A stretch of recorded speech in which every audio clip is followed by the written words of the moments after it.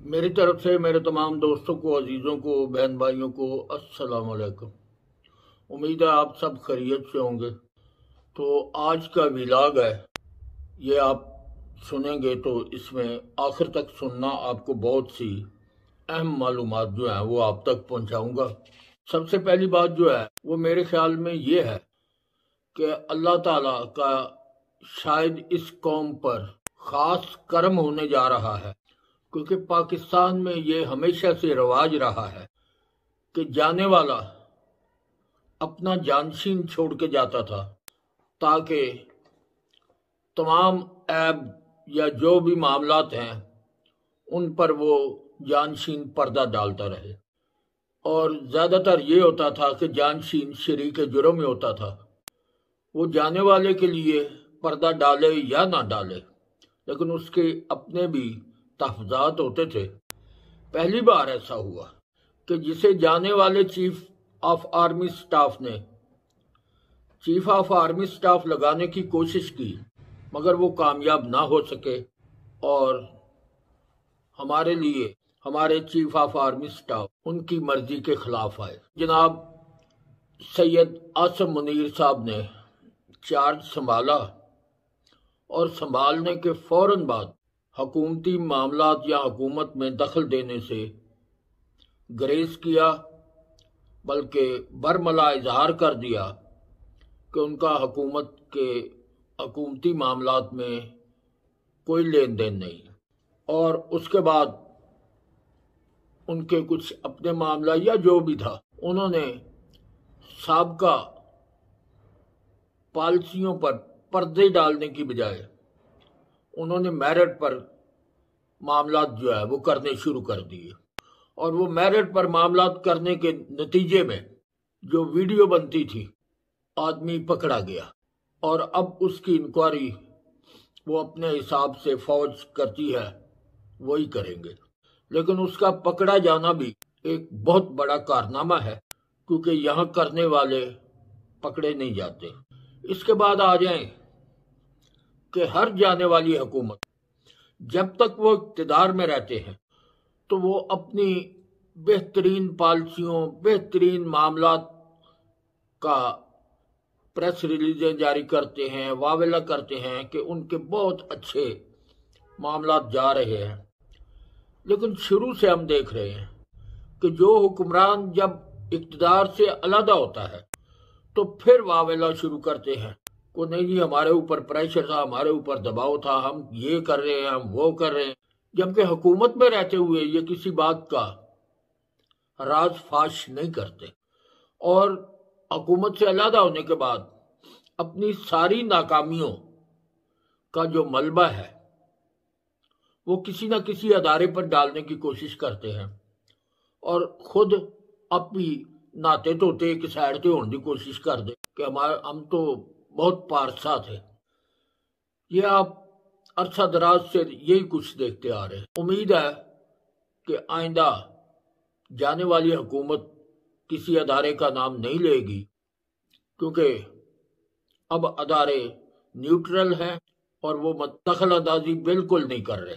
तो कभी किसी ने भी, आपने देखा होगा, कभी किसी ने नाकामी की जिम्मेदारी को अपनी जात पर, अपनी पॉलिसियों पर, अपने साथियों पर या अपनी तमा नफसानी पर नहीं डाला। और आने वाली हुकूमत अपना सारा दौरानी जाने वाली हुकूमत की किरदार कशियों और अपनी कामयाब पॉलिसियों का वावेला करती रहती है।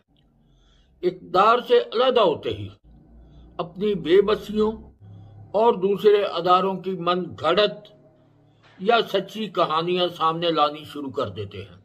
बल्कि अब तो रवाज चल निकला है कि साथ साथ किरदार कशी पर फोकस किया जाए।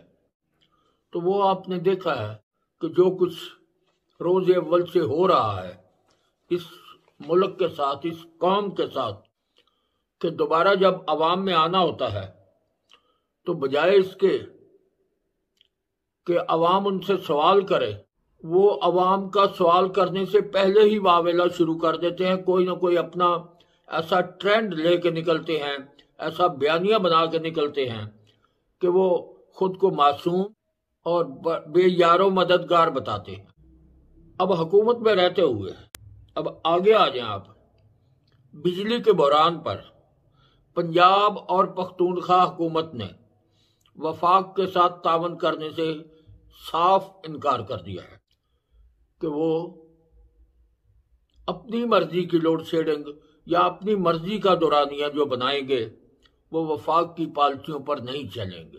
इसके बाद आप आ जाएं कि फवाद चौधरी साहब ने ट्वीट किया है और उनके इस ट्वीट से बहुत से सवालात ने जन्म लिया है। फवाद चौधरी साहब ने ट्वीट किया है कि पाकिस्तान में निज़ाम इंसाफ का बहरान पैदा हो चुका है। ये तासर के अदालतें फौज के जेरे असर फैसले देती हैं और आर्मी चीफ फोन पर चीफ जस्टिस को बताते हैं कि फैसला क्या करना है। इंतहाई तबाहकुन असरात का हामिल है। इस सिलसिले में सुप्रीम कोर्ट का कोई मौक़िफ़ सामने ना आना मामलात की संगीनी का इजहार है। इसके बाद उन्होंने जो ट्वीट किया दूसरा साथ ही, वो कह रहे हैं मेरी राय में चीफ जस्टिस साहिबान फौरी इजलास बुलाएं और इस सूरत हाल पर गौर करें। आजम स्वाति केस में जज का फैसले से पहले तब्दील कर दिया जाना। एक ट्वीट पर दर्जनों पर्चे दर्ज कर देना। उन्होंने लिखा है बिजनेस ऑफ यूजुअल। तो इसका मतलब यह है कि क्या ये बेअसूल कारोबार नहीं। फवाद चौधरी साहब ने लिखा है कि जमहूरियत की बुनियाद आइन है और इस तरह आइन का बेवकूफ़ होना बहुत बड़ा बहरान है। इसके अलावा टीटीपी की तरफ से बाकायदा प्रेस रिलीज जारी करना और उसमें हुकूमत को और बिलावल भुट्टो जरदारी को धमकी देना, ये भी एक मानी खेज है। उन्होंने सरकर्दा लोगों के खिलाफ कार्रवाई की धमकी दी, बल्कि उन्होंने कहा है, उन्होंने लिखा है कि अवाम इनके करीब जाने से गुरेज करे क्योंकि इनके खिलाफ कार्रवाइयाँ होंगी। सवाल यह है कि हमें याद है एक दफ़ा पीपल्स पार्टी ने इलेक्शन में हिस्सा नहीं लिया था। इस किस्म के ही खदशात थे और ना वो बाहर निकले ना उन्होंने जलसे किए। ये एक ऐसा हमारे ऊपर मामला है कि आगे इलेक्शन आ रहे हैं और ऐसे मौका पर इस किस्म का ट्वीट आना ये क्या साबित करता है? मेरा ख्याल इससे कोई गाफिल नहीं है, क्योंकि ये धमकी अगर नहीं आई तो पीटीआई को नहीं आई, बाकी दो बड़ी जमातें हैं उनके लिए आई है। जबकि मौलाना फजल रहमान साहब इस धमकी से पहले ही उन्होंने सियासी सरगर्मियां मुअत्तल करके वो आराम फरमा रहे हैं। अब इससे क्या अंदाज़ा लगाया जा सकता है या क्या है? किसी से ढकी छुपी बातें तो नहीं रहती। वैसे भी इस वक्त इमरान खान साहब के खिलाफ दो सियासी पार्टियां जो हैं उन दोनों को ये धमकी मिल चुकी है। अब वो इक़्तिदार में भी है और वो जो मामलात हो रहे हैं खैबर पख्तूनख्वा या उन इलाकों में, वो जो बंदे अगवा हो रहे हैं, ये हो रहा है वो हो रहा है और फौज की कार्रवाइयाँ वहाँ पर शुरू हैं। जो पॉलिसी है उस पर उन्होंने तनकीद की कि ये अमेरिका नवाज पॉलिसी है। तो ऐसे हालात, वैसे वो हमारा हमसाया मुल्क है, खुददारी की बुनियाद पर उनके साथ अच्छे तल्लुक़ होने चाहिए, लेकिन मुल्क के अंदर जो मुदाखलत है इस पर भी सोचना है कि इस वक्त खैबर पख्तूनख्वा में MPA MNA अगवा होते हैं तावान के लिए और तावान लेकर उनको छोड़ा जाता है। क्या वहाँ कोई कानून, कोई हुक्मरानी कानून की है? और वहाँ एक अरसा दराज से सूबाई हुकूमत चल रही है, ये भी उनको सोचना होगा। तो बारकैफ इस वक्त जो हालात जा रहे हैं वो किस तरफ जा रहे हैं, ये देखने की बात है कि कोई अच्छी सूरत हाल नहीं। एक तरफ हमारी मुआशी सूरत हाल जो है वो बहुत ही कमज़ोर है, दूसरा मुल्क के अंदर जो अमन व अमान की सूरत हाल है वो भी मशकूक होती जा रही है। इसके अलावा सूबाई हुकूमतों का वफाक के साथ तावन ना करना, वफाकी पॉलिसियों की मुखालफत करना और बरमला कह देना कि सूबा अपनी पॉलिसी खुद बनाएगा। कोई शक नहीं कि सूबा खुद मुख्तार है और अपनी पॉलिसियाँ हैं, मगर कुछ मरकज़ी जो मामलात हैं, यानी गैस, सुई गैस और बिजली या इस किस्म के मामलात, उसके फ़ैसले तो वफाक ने अपने घर देख के करने होते हैं, अपनी तजवरियाँ देख के करने होते हैं, अपना स्टॉक या जो उनके पास है उसके हिसाब से करने होते हैं। ठीक है, तो इस वक्त वैसे भी अब आ जाए वो, इससे पहले तो हमारे लिए फ़राग होगी और अब एक और ख़ातून जिसका नाम सायरा अनवर बताया जाता है, अब वो ख़बरों की जीनत बन रहे हैं।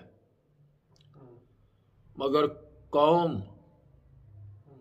को इन स्कैंडल्स या इन ख़बरों से तो क्या मिलना है, क्योंकि इसके अलावा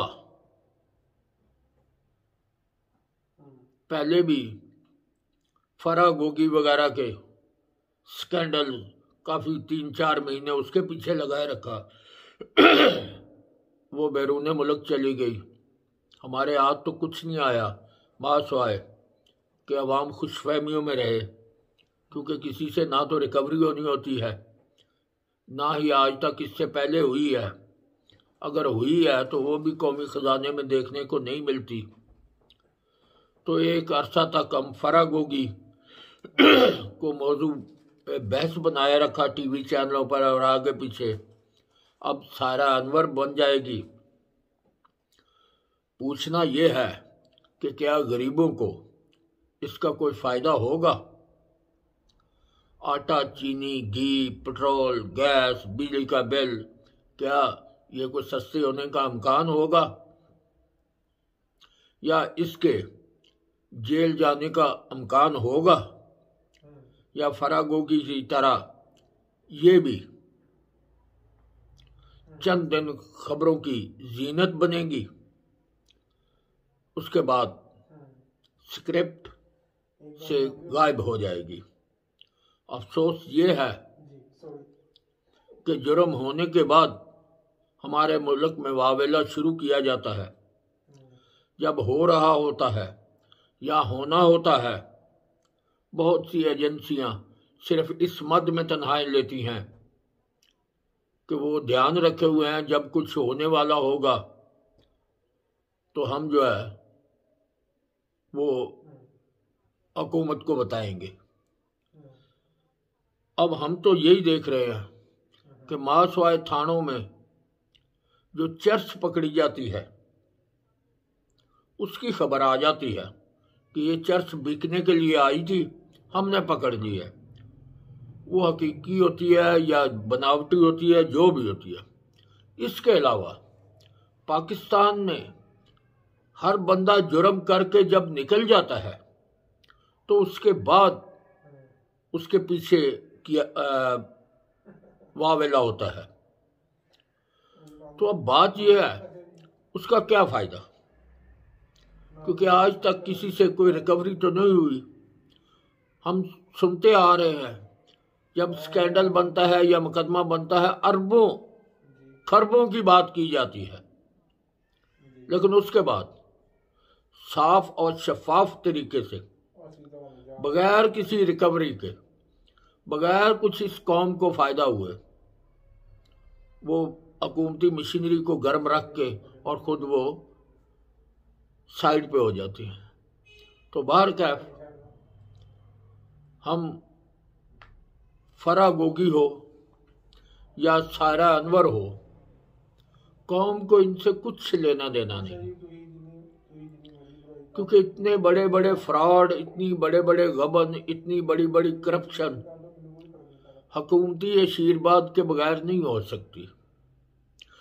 तो ये कौन सा तरीका है? पहले करप्शन करा लेते हैं, फिर उनके पीछे भागना शुरू कर देते हैं और आवाम को ट्रक की बत्ती के पीछे लगा दिया जाता है। बहरहाल खुदारा अगर हो सके तो इस कौम के लिए कुछ सोचे, जिनको आटा लाइन में खड़ा करके दिया जा रहा है, चीनी, घी, ये चीजें तो पहुंच से दूर होती जा रही हैं गरीब की। इसके अलावा बिजली, वो भी बिल जब आता है तो गरीब आदमी बेचारा परेशान होता है। गैस एक तो मिलती नहीं, दूसरा इसके बिल ऊपर को जाने शुरू हो चुके हैं। पेट्रोल, वो भी जिस हालत में है सबको पता है। अब जब आटा भी नहीं मिल रहा गरीब आदमी को, लाइन में लग कर मिल रहा है, अब गरीब मजदूरी करेगा या लाइन में लग के आटा लेगा? तो ये सोचने की बातें हैं हुक्मरानों के लिए कि अपनी अय्याशियत तो लोगों की अरूज पर है, मगर गरीब आदमी से 2 वक्त का नवाला भी छीना जा रहा है। वो भी टाइम पे वो नहीं बेचारे खा पा रहे, और गरीबों को आटे के लिए लाइन में लगा दिया है, जबकि खुद जो स्कैंडल आते हैं इसके हिसाब से कोई जहाज़ों पर एंजॉय कर रहा है, कोई पिकनिक पार्टियां मनाता है, पता नहीं क्या क्या है। इस कौम का, गरीब आदमी का अगर हो सके तो ज़रूर सोचिएगा।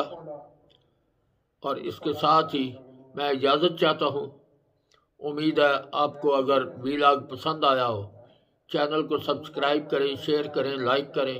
तो खुदा हाफिज़। पाकिस्तान जिंदाबाद।